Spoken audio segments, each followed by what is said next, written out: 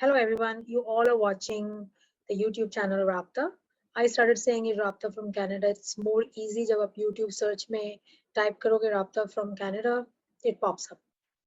Anyhow, तो काफी लोग Instagram पे मुझे ये कहते हैं कि मैम आप बहुत ज्यादा नेगेटिव बताती हैं कनाडा के बारे में. आप कुछ पॉजिटिव ही बातें करें क्योंकि जितना कुछ हमने सुना वो सारा पॉजिटिव ही है. देखो मैं नेगेटिव नहीं बताती कि या मेरा कोई ये नहीं है कि मैंने नेगेटिव ही बात करनी है. एक्चुअली मैं फैक्ट्स के बारे में बात करती हूँ कि रियलिटी क्या है, क्योंकि बहुत सारे लोग इसके बारे में बात नहीं करते हैं. तो मेरे को ये होता है कि एटलीस्ट रियलिटी लोगों को पता चलनी चाहिए, उसके बाद में दे कैन डिसाइड कि फैक्ट्स यहाँ पे क्या है, रियलिटी यहाँ पे क्या है, हकीकत यहाँ पे क्या है, राइट. सो एनी हाउ, मेरा कोई ऐसा कोई मकसद नहीं है कि मैं किसी चीज को नेगेटिव दिखाऊं या क्रिटिसाइज करूं. तो आज मैं ये बात करूं कि यहाँ पे कनाडा में अच्छा क्या है, and then I will try to compare it with India. देखो सबसे जो मुझे अगर देखा जाए कि कनाडा में सबसे ज्यादा क्या अच्छा लगा है कंपेयर टू कनाडा, तो पहली चीज तो ये है कि यहाँ पे अ, जैसे एक सिक्योरिटी फीचर बहुत ज्यादा है. फ्रीडम की बात नहीं मैं करूंगी क्योंकि हर बंदे का फ्रीडम लेवल बहुत डिफरेंट होता है. किसी को इंडिया में बहुत फ्रीडम है तो किसी को यहाँ पे भी, किसी को वहां पे नहीं है तो किसी को यहाँ पे है. That's totally different. क्योंकि मेरे लिए फ्रीडम की कंसेप्ट नहीं है क्योंकि आई वाज प्रीटी मच काफी मेरे पेरेंट्स की तरफ से काफी फ्रीडम थी, so there was no issue regarding that. But security feature की अगर बात करें तो हाँ, मेरे पेरेंट्स एकदम इस चीज पे बहुत वरी करते थे कि रात को लेट नहीं आना. मतलब 9 o'clock तो हम सोच भी नहीं सकते कहीं से आने के लिए.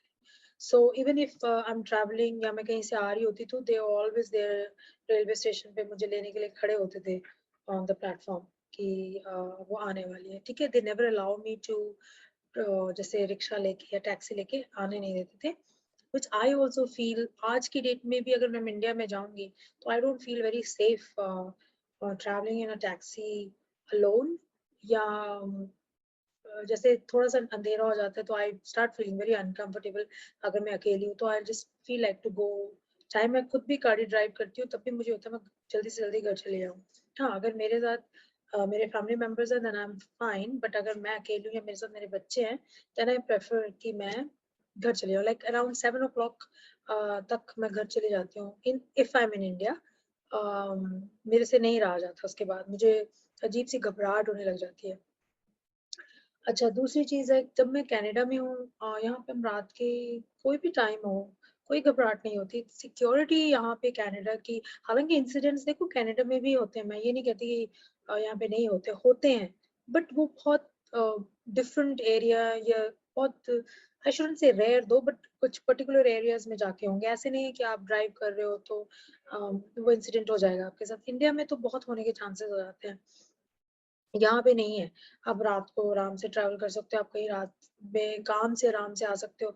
अब जैसे यूट्यूब पे हम कई वीडियोस देखते हैं यहाँ पे जो दिल्ली में लड़कियां काम करती हैं, it become so uncomfortable and so unsecure for them कि रात को अगर उनके पास अपनी गाड़ी भी है तो भी ट्रैवल करती है, और हाईवे पे है तो अगर कुछ लड़कों ने उन्हें देख लिया थे start chasing them, it becomes very dangerous. और हालांकि वो पुलिस को भी कॉल करे कितनी देर में आए, सो मेनी इंसिडेंट्स हैपेंड. मेरा कहने का मतलब इट्स इंडिया में वो चीज मुझे नहीं अच्छी लगी सिक्योरिटी पॉइंट ऑफ व्यू की you are not very free on your own कि आप रात में अकेले ट्रैवल कर सके. There is always some kind of a danger. हालांकि लड़कियां जा रही हैं कर रही हैं, but I think in the back of the mind में हरदम ये रहेगा. कनाडा में ये नहीं है. आई लव दैट कि आप लेट काम करते हो, जल्दी काम करते हो. कई बार हमें काम करते करते बहुत लेट हो जाता है, 9 भी बज जाते हैं आते आते घर. तो इट वर्क्स. जैसे कई बार इन्वेंटरी काउंटडाउन होता है, कुछ भी होता है, we have to stay late. तो ये नहीं है कि हम नहीं रह सकते, हम लड़की and all that kind of stuff जो इंडिया में चलता है. आपने देखा होगा मेरी कजन है मेरे हस्बैंड के साइड में, शी इज अ डॉक्टर लो. तो वो देखो उसका जब भी वो सेशन लेती है तो वो हरदम मेक श्योर करते हैं डे टाइम में हो. तो कई बार उसका रात में भी आया, जैसे सनाम साइड गांव में, तो उसकी दादी उसके साथ रहती है फिर वहां पे इन द हॉस्पिटल. तो एंड दे मेक श्योर कि उसको ना रात का मिले. बट अगर कहीं पर ऐसा हो भी जाता है then also it will be the maximum like 9 o'clock, but there will be somebody with her in the hospital to make sure कि she is safe. तो वो इंडिया में, अगर वो यहाँ पे होती तो ये चीज नहीं होती. एक तो ये, दूसरा चीज़ है मुझे कनाडा की मेडिकल जो है सिस्टम है, कई लोग इसको बहुत क्रिटिसाइज़ करते हैं, बट मुझे पर्सनली मेडिकल सिस्टम अच्छा लगा है कंपेयर टू इंडिया। कुछ चीज़ें हैं मेडिकल सिस्टम में जो लिटिल बिट खराब है, बट उसको लेके हम पूरे मेडिकल सिस्टम को नहीं बोल सकते वो खराब है, क्योंकि ओवरऑल देखा जाए तो मेडिकल सिस्टम इंडिया के कंपेयर में मुझे बहुत अच्छा लगा है। कई चीज़ें हैं, अब जैसे मैं इसको एक्सप्लेन करूँगी। जैसे इंडिया में अगर आप किसी डॉक्टर के पास चले जाएँ, तो कई बार mostly majority of the doctors, उनको बात करने की तमीज़ ही नहीं है। वो बहुत गुस्से में बात करते हैं आपके साथ में। जहाँ I don't know, may be इतना रश होता है, इसीलिए they behave like that, but उनका जो एक बॉडी लैंग्वेज है वो बहुत अजीब सी होती है। Don't feel very comfortable talking to them. I think या तो मुझे ये हो चुका है कि मुझे इतनी देर बाहर हो चुकी है अब रहते रहते, कि जब मैं इंडिया में कोई प्रॉब्लम हो जाए, जब उनके पास जाती हूँ, I I don't expect that, but फिर मुझे आगे से बड़ा अजीब सा बिहेवियर सा मिलता है। तो I think maybe that's the reason, but क्योंकि जब मैं पहले थी तब मैंने कभी इतना महसूस नहीं किया, but I I feel it now. दूसरा है कि इंडिया में अगर अब मान लें सपोज हम लोग समर्स के लिए या छुट्टियां काटने के लिए जाते हैं, तो बच्चे अगर कहीं बीमार हो जाएं, तो आप किसी हॉस्पिटल में जाओ, दे उनको फटाफट पता चल जाता है। हालांकि हम मेक श्योर करते हैं कि हम नहीं बताते हम कनाडा से आए हैं, कहीं से आए हैं, हम एकदम यहीं से ही हैं, लोकल हैं। And then they come to know anyways कि भी ये बाहर के बच्चे हैं। हालांकि मैं बच्चों को बोलती हूँ आप बात नहीं करो, क्योंकि बेटा मेरा हिंदी उसकी अच्छी नहीं है अभी बोलने के लिए, तो बेटी मेरी हिंदी बोल लेती है, बट फिर भी they come to know anyhow. उसके बाद क्या है, जब आप फिर थोड़ा-सा बीमार होगा, आपको एडमिट कर देंगे, and they will keep on charging the bills. पता होता है कि ये बिल पे कर सकते हैं। तो ये बहुत हमारे साथ हुआ है कि वो 1-1 हफ्ता बिना किसी मतलब के उनको हॉस्पिटल्स में एडमिट रखते हैं for no reason, just to make money. ये चीज़ मुझे इंडिया में बहुत गंदी लगती है कि अगर कोई किसी की ज़रूरत नहीं है, तो why just to make money आप उसको हॉस्पिटल्स में रख रहे हो। तीसरी चीज़ है कि मेडिकल में और मुझे बहुत खराब लगता है कि अगर वहाँ पे देखो कोई प्रॉब्लम आपको आ जाए, आप किसी भी डॉक्टर के पास जाते हो, वो आपको टेस्ट लिख देता है, ठीक है? आप ठीक नहीं होते, फिर आप किसी और के पास जाते हो, वो भी टेस्ट लिख देता है। अगर आप ये बोलो कि अभी ये टेस्ट मैंने इससे करवाया है, वी डोंट नीड इट, वो आपको सुनेगा ही नहीं। तो वो अपने फ्रेश टेस्ट करवाएगा। आपके पैसे इतने टेस्टों में ही वेस्ट हो जाते हैं कि भी ये लगता है कि मतलब धक्के खाने वाली बात है, कि अब धक्के खाते रहते हैं। तो उस और मैंने उसमें ये देखा है कि देखो आपका ऑपरेशन या सर्जरी कुछ भी कर दें वो, उसके बाद में वो रिस्पॉन्सिबिलिटी नहीं समझते कि आपकी कोई रिस्पॉन्सिबिलिटी अगले को बताना है कि आपको 6 महीने तक दवाई खानी है, उसके बाद आप ठीक हो जाएँगे, या आपको 1 साल तक खानी है। They will just give the medication, उसके बाद चले जाएँ, 1 महीने के बाद आ जाओ, 1 महीने के बाद आ जाओ, यही चलता रहता है। आदमी को पता ही नहीं चलता है कि मैंने ये कब तक खानी है, कब मतलब ये अगर मैंने अभी छोड़ दी तो ये डेंजरस तो नहीं हो जाएगा, मैंने छोड़ दी तो। डॉक्टर चेंज हो गया वहाँ पे उस हॉस्पिटल में, तो वो कुछ और लिख देगा। वहाँ का सिस्टम मुझे इसलिए मेडिकल सिस्टम बड़ा अजीब-सा लगता है कि I don't know why doctors behave like that. हाँ, मैंने कुछ अच्छे डॉक्टर्स भी देखे हैं लुधियाना में जो बहुत जब मैं खुद इंडिया में थी रहती before I move to Canada, तो मैं किसी रीज़न की वज़ह से उस हॉस्पिटल में जब मुझे एडमिट करवाया गया था, तो मैंने देखा वो जो हॉस्पिटल था, it was a pretty big hospital, और उसका जो ओनर था, ही वाज़ अ सिक दो, मैं नाम भूल चुकी हूँ उसका डॉक्टर का, और वो आई थिंक किसी हफ्ते में 1 दिन फ्री मेडिकल सर्विसेज प्रोवाइड करता था फॉर द पुअर पीपल। तो जो गरीब लोग थे, वहाँ पे लाइन लग जाती थी उनकी, और वो बाकायदा उन लोगों को फ्री सर्विस देता था। मुझे वो चीज़ इतनी अच्छी लगी है कि डॉक्टर्स को ये चीज़ करनी चाहिए, क्योंकि बहुत ज़्यादा गरीब लोग हैं इंडिया में जो अफ़ोर्ड नहीं कर सकते।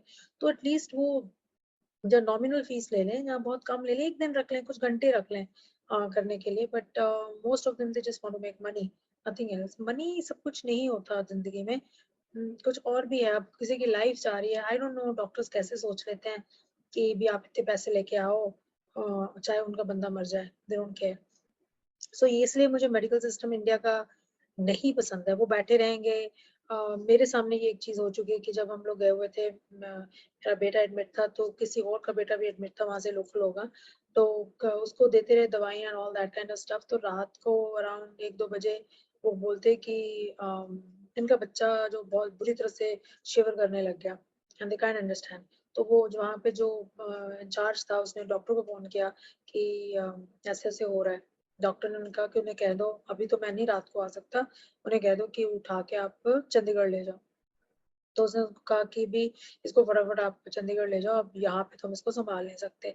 तो ये they give on the spot answers, या डॉक्टर्स ने ये भी सोचने की कोशिश नहीं की मैं आके देख तो लूँ, middle of the night I can understand अगर आपने हॉस्पिटल खोला है, फिर वहाँ पे कोई डॉक्टर तो इंचार्ज हो ना हॉस्पिटल के अंदर जो देख सके। तो इंचार्ज भी नहीं है, आप भी नहीं आ रहे हैं, आपने सिर्फ मुँह हिला दिया कि आप ले जाएँ। दूसरे का तो बच्चा मर रहा है और वो मतलब he was I know that he must have died, I know that. जो उसकी हालत थी मैं बता नहीं पा सकती आपको। तो एनी हाउ मुझे नहीं पता वो टैक्सी उन्होंने बुला ली थी, ले गए होंगे, आई डोंट नो। बट मेरा कहने का मतलब है दे डोंट केयर। या तो वो ये जॉब करते-करते थक जाते हैं। अ, यहाँ पे भी डॉक्टर्स का मैं ये नहीं कहूँगी, they are also same, but at least they know how to talk to the patient. Patient तो पहले तकलीफ में आप उससे अच्छी तरह बात ही नहीं कर रहे हो। तो यहाँ के डॉक्टर्स में ये है कि वो ढंग से बात करते हैं। यहाँ के मेडिकल में मुझे सिर्फ एक चीज़ ये नहीं अच्छी नहीं लगी कि यहाँ पे छोटी-छोटी बात के लिए भी आपको काफ़ी देर वेट करनी पड़ती है, जो इंडिया में नहीं है। आपके पास पैसे हैं, आप जाके फटाफट ठीक करवा लोगे। That is the only benefit I find it. यहाँ पे है कि अगर आपको मान लो कोई प्रॉब्लम है, तो आपकी अपॉइंटमेंट डेट सेट होगी, हो सकता है कि वो 6 मंथ्स की हो, आप तब तक वेट करो और उसके बाद फिर आपका नंबर आएगा, ठीक है? ताए हो सकता है आपकी जो सिचुएशन है वो वर्स हो जाए। बट इंडिया में एटलीस्ट अगर आपके पास पैसे हैं तो आप अपनी सिचुएशन को फटाफट ठीक करवा सकते हैं। वहाँ का वो सिस्टम मुझे थोड़ा ठीक लगता है। तो मेडिकल फिर भी मैं ओवरऑल कहूँ कि यहाँ पे सर्जरीज़ वगैरह जो भी हैं, जिस ढंग से होते हैं, जिस ढंग से ट्रीटमेंट दी जाती है, जिस ढंग से रूम साफ-सुथरे होते हैं, जिस ढंग से वो एक पेशेंट की केयर करते हैं आईसीयू में, वो इंडिया में मैंने नहीं देखा है कि वो उस ढंग से करते हों। तो तभी मुझे यहाँ का मेडिकल पसंद है। तीसरा है यहाँ पे अ, देखो आम जो लोग हैं जैसे ओल्ड एज के जो लोग हैं, काफ़ी उनका ख़्याल रखा जाता है। उनके लिए जैसे सीनियर होम्स हैं, वो आराम से वहाँ रह सकते हैं। आई डोंट नो कितना वो पे करते हैं बट एक फैसिलिटी है कि अगर आपने पूरी ज़िंदगी कमाया and there is nobody to take care of you, आप वहाँ पे जाके आराम से रह सकते हैं and they really take care of them pretty nicely, जो इंडिया में नहीं है। इंडिया में हमारा जो सिस्टम है उसमें हम अपने बुजुर्गों की खुद देखभाल करते हैं। कई तो लोग बहुत अच्छे हैं, पर कई लोग अच्छे नहीं हैं मैंने देखे हैं कि उनके पेरेंट्स की जो हालत होती है, वो देखने लायक नहीं होती है। सो वो सब देख के मुझे लगता है कि इंडिया में काफ़ी चीज़ें चेंज हो चुकी हैं। वो सिस्टम जैसे लोग बहुत मॉडर्नाइज़ हो चुके हैं, ठीक है, पर वो वैल्यूज़ बहुत भूलते जा रहे हैं इंडिया के अंदर। वो अपने माँ-बाप को घर से बाहर निकाल देते हैं, वो बाहर बैठे होते हैं। कईयों के मैंने देखो यूट्यूब पे देखे, देख के मुझे रोना आ जाता है कि आप कहाँ जा रहे हैं? राइट? ठीक है, आप नई चीज़ों को अपनाएँ, बट आप अपनी अच्छी चीज़ें तो मत भूलें ना। तो आप अपनी अच्छी चीज़ें रखें, आपको जिसने पाला-पोसा बड़ा किया है, जितनी भी उसमें काबिलियत थी, हाँ, पर इसका मतलब ये नहीं है कि आप उसे उठा के घर से बाहर फेंक दोगे, ठीक है ना? तो आप उसका टेक केयर करो। तो वहाँ पे ये है कि आई डोंट नो अब सीनियर होम्स इंडिया में भी खुलने शुरू हो चुके हैं, कितने हैं आई डोंट नो, बट वो चीज़ अभी भी उस लेवल पे नहीं है कि they can go and they can start staying there. तो एक तो ये, दूसरा है कि अ, और ये मुझे ये भी ठीक लगता है कि देखो सीनियर जो एलिमेंट्री की तो एजुकेशन की बात मुझे नहीं अच्छी लगी यहाँ पे, बट जो कॉलेज लाइफ है यहाँ की, जो यूनिवर्सिटी लाइफ है, that is far better than India. India में तो यूनिवर्सिटी कॉलेज में भी बच्चों को ऐसे लिया जाता है जैसे वो किंडरगार्टन में होते हैं। Teacher don't treat them pretty well, they are grown up now ना, तो उनको फिर भी टीचर ढंग से नहीं, वैसे ही उनका बिहेवियर होगा उनके साथ में। बट यहाँ पे टीचर्स बच्चों को काफ़ी ढंग से ट्रीट करते हैं। जब वो कॉलेज लेवल में या यूनिवर्सिटी लेवल में जाते हैं, उनकी स्टडी लेवल्स भी बहुत डिफरेंट हो जाती है। इट्स नॉट लाइक इंडिया कि आपका फाइनल एग्ज़ाम आएगा। यहाँ पे तो ये है कि देखो मिड लेवल का एग्ज़ाम होगा, उसके मार्क्स होंगे, फाइनल के 50% ही होंगे, rest of the 50% will come from somewhere else. So बच्चे को पूरा साल मेहनत करनी पड़ेगी। तो ये सिस्टम यूनिवर्सिटी लेवल या कॉलेज लेवल में मुझे अच्छा लगा कंपेयर टू इंडिया। और और वेदर कनाडा का ठीक-ठीक है, बीसी में specially I personally don't like it. देखो बारिश होती रहती है यहाँ पे 2-3 महीने हैं गर्मियों का, अब जैसे गर्मी का मौसम चल रहा है, 1 महीना और रहेगा एंड देन फिर सर्दी आने लग जाएगी। समटाइम्स यहाँ पे स्नोफॉल हो जाती है, कई बार नहीं भी होती है। बारिश बहुत पड़ती है पर। तो ओवरऑल ठीक है। घर मुझे, अब देखो आज मैंने अच्छी बातें करनी थी तो मैं नेगेटिव बातें नहीं करूँगी। और क्या अच्छा है? यहाँ की पुलिस इंडिया की पुलिस की तरह नहीं है, पंजाब पुलिस की तरह नहीं है कि भी आपको रोक लेगी और बिना किसी मतलब के आपको बॉदर करेगी। इट्स एग्जैक्टली थोड़ा बहुत तंग करते हैं बट इतना भी नहीं है। लॉज हैं जो अप्लाई होते हैं पुलिस वालों के ऊपर। So overall it's good. तो आज की वीडियो यहीं पर खत्म करते हैं। तो नेक्स्ट वीडियो में मैं और किसी चीज़ के बारे में बात करेंगे। Thanks for watching.